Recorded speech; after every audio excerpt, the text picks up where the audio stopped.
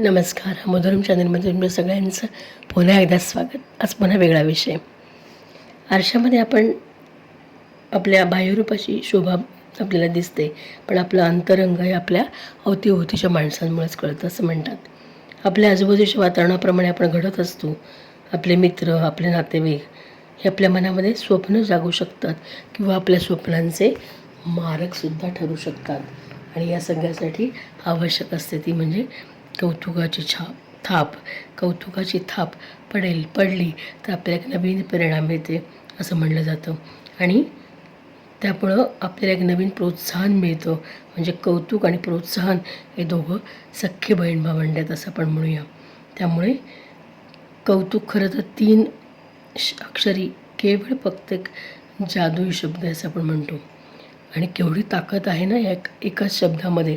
आपण केलेल्या प्रत्येक परिश्रमाचं फळ म्हणजे कौतुक आणि त्याचा परिणाम त्या जादूच्या कांड्यासारखा दिसतो. सगळ्यांनाच आवडतं कौतुक, अगदी लहानांपासून त्या जवानपर्यंत. खरंच कोणी कौतुकाचे 2 शब्द वापरले तर आपल्याला खूप छान वाटतं, अगदी अंगावरून मोरपीस फिरल्यासारखं. आणि कौतुक कशाचे करता येतं, अगदी कशाचंही, अगदी लहान सहान गोष्टींचंही कौतुक करता येतं. येतं जातं जर एखाद्याने छान भाजी चिरली तरी आपण म्हणतो, अरे वा किती छान भाजी चिरलीस, अरे वा किती छान साडी नेसलीस, अरे वा किती सुंदर आवाज आहे तुझा, अरे वा किती छान दिसतेस. असं जरी म्हणलो आपण तरी त्या माणसाला नकळत आपण कोणीतरी युनिक आहोत अशी भावना आपण देण्याचं केवढं मोठं पुण्य कमवतो असं वाटतं, नाही का. आणि मग या सगळ्यासाठी लागतं ते प्रोत्साहन, प्रत्येक गोष्टीचं प्रोत्साहन. मग तो प्रत्येक गोष्टीचा पहिला आनंद आपल्या आयुष्यात असू दे. त्यासाठी आपल्याला कोणीतरी आपलं कौतुक करावं, आपल्या कामाची दखल घ्यावी असं आपल्याला वाटतच असतं. प्रेम, आपुलकी, जिव्हाळा, प्रशंसा, कृतज्ञता ही सगळी मूल्य माणसामधली नाती दृढ करतात. आणि नातं ही अशी गोष्ट आहे की ज्याच्यावर तुम्ही रोज काम करावं लागतं, तरच ते नातं खुलतं, फुलतं, वाढतं आणि शेवटपर्यंत टिकतं असं म्हणतात.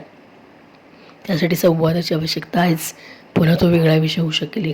पण आपल्या आसपास देखील प्रशंसीय करणारी अनेक माणसं असतात आणि त्याची दखल लक्षात न आल्यामुळं घेतली जात नाही. आणि आपण कधी मुद्दामून दुर्लक्ष करतो. त्यात काय एवढं, एखाद्या दुर्लक्षित कामाची दखल घेणं, त्या कामाची दखल घेताना त्यांनी केलेल्या कामाची प्रशंसा करून प्रेमाने प्रोत्साहन देणं, अतिशय साध्या वाटणाऱ्या कृतीतूनच आपण नकळत आपापसात तिला पुलकीचं पूल बांधत असतो की काय असं वाटतं. माणसामधील नाती वृद्धिंगत करत जातो.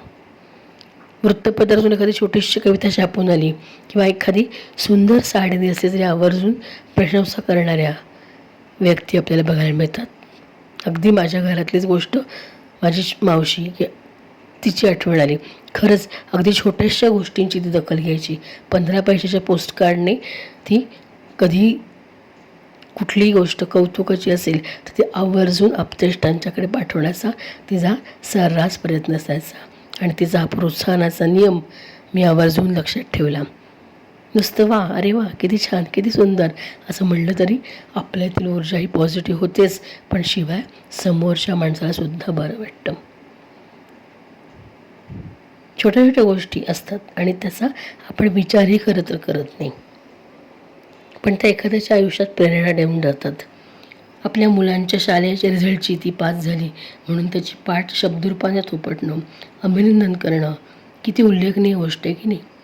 रेडिओवर एखाद्या व्यक्तीचा कार्यक्रम झाला, एखाद्या क्षेत्रात कोणी छोटंसं कर्तृत्व केलं, त्याची दखल घेतली, तर या छोट्या छोट्या कृतीमधनं तुझं भरीव कामगिरी करत असेल तर आपलाही खारीचा वाटा होता याचं समाधान नक्कीच मिळतं.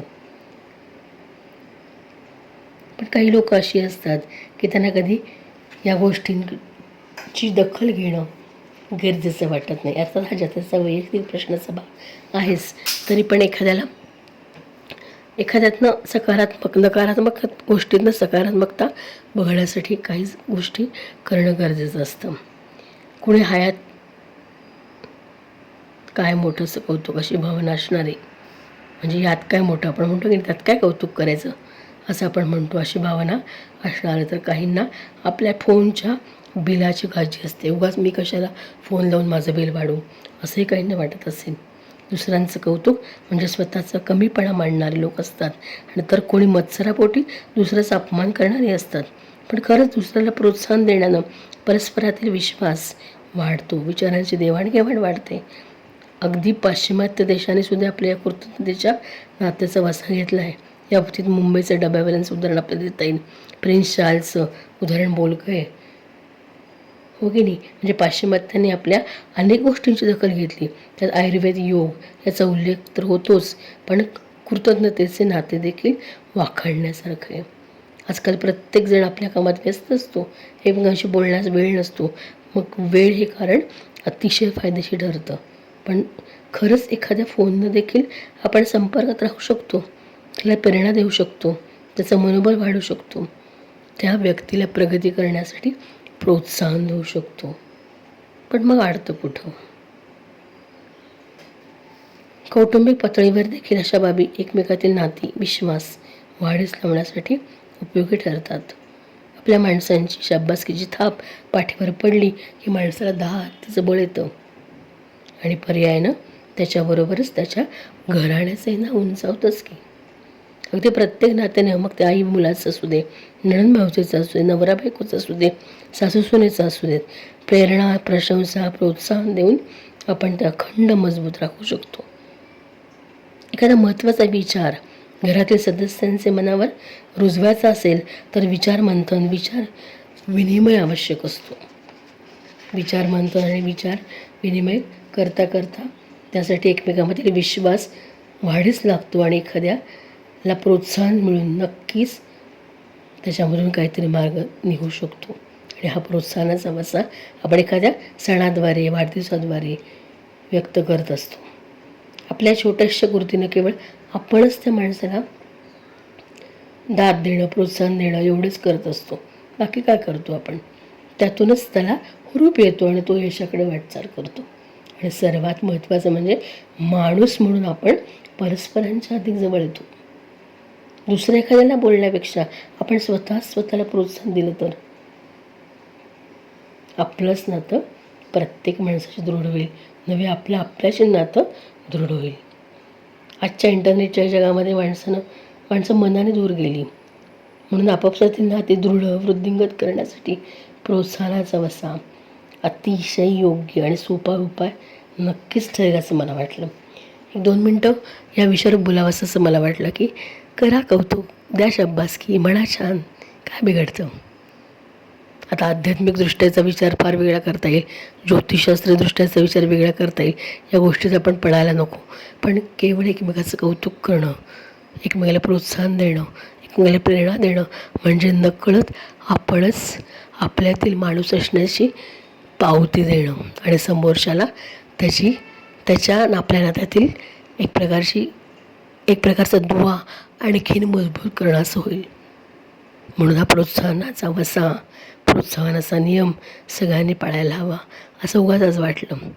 आणि काय हरकत आहे, 2 शब्द म्हणा छान, अगदीच जगण्याला हत्तीचं बळ येईल आणि नकळत आपल्या भोवती अशी छान माणसं आहेत असं आपल्यालाही वाटेल आणि आपणही समृद्ध होऊ, अरे मला ह्याच्याकडनं हे शिकायला मिळेल, मला ह्याच्याकडनं हे शिकायला मिळेल आणि मी किती सुखी समाधानी की अशी माणसं माझ्या अवतीभोवती आहेत आणि अशांचा मी एक भाग आहे, अशा माणसांमध्ये मी काहीतरी करू शकतो असं वाटून आपण नकळत स्वतःलाच प्रोत्साहन देतो आणि जगण्याचं बळ मिळवतो असं मला उगाच वाटलं.